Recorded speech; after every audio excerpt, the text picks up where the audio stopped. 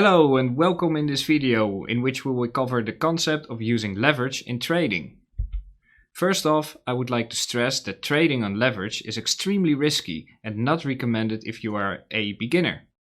Losses can become very large very quickly and you can liquidate your entire account within the blink of an eye if you're not careful.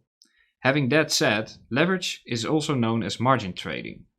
It is a system that allows the trader to open a position size much larger than your available capital. Trading on leverage lets you borrow funds from the exchange to trade with. This allows you to trade with twice, 3 times, and in some cases 100 times larger position size than you actually have available in your account. In other words, you can trade with more money when you have less capital available. This allows you to gain larger profits if the trade turns your way. But most importantly, if used correctly, it can save you from exposing actual capital in the market, on which I will expand in a bit.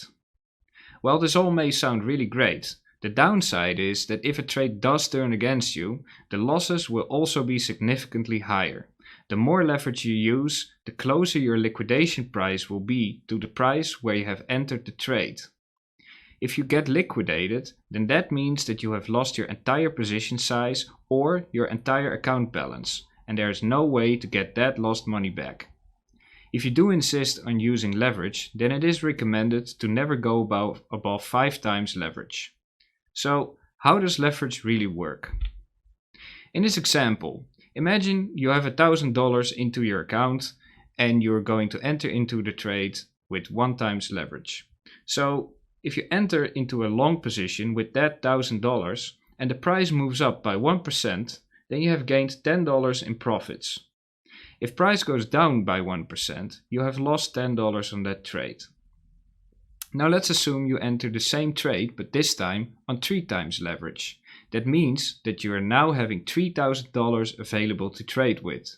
$1,000 from your own capital and $2,000 borrowed from the exchange.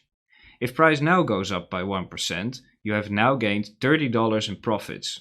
If the trade is successful, upon closing out of the trade, the $200 you borrowed are returned to the exchange and you can keep the $30 profit for your own.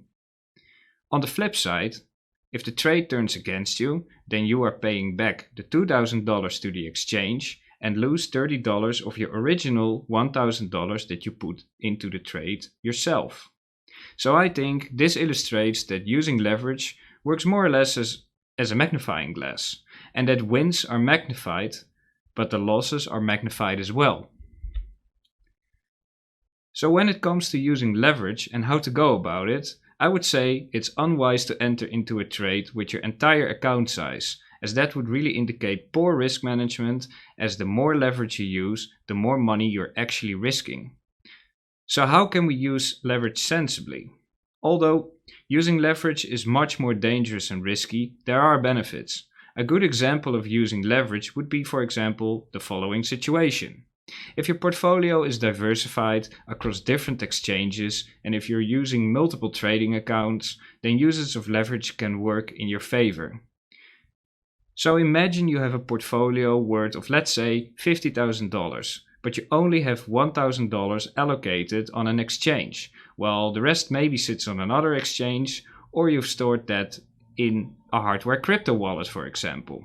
So after you have worked out the correct position size based off of your entire portfolio, then you can use leverage to meet the desired position size, even though maybe you don't have enough money into your trading account on that particular exchange.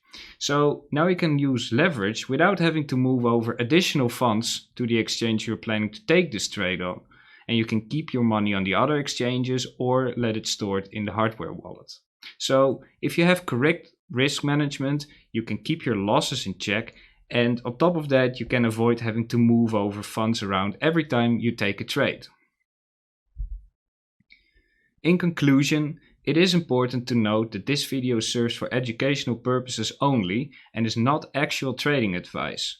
So use this video to get acquainted with the concept of leverage trading, but do your own research and trade based off of your own decisions, as ultimately you will be responsible for your own trading ideas. That concludes this video on introduction to the concept of leverage trading. Thank you and see you in the next video. Bye!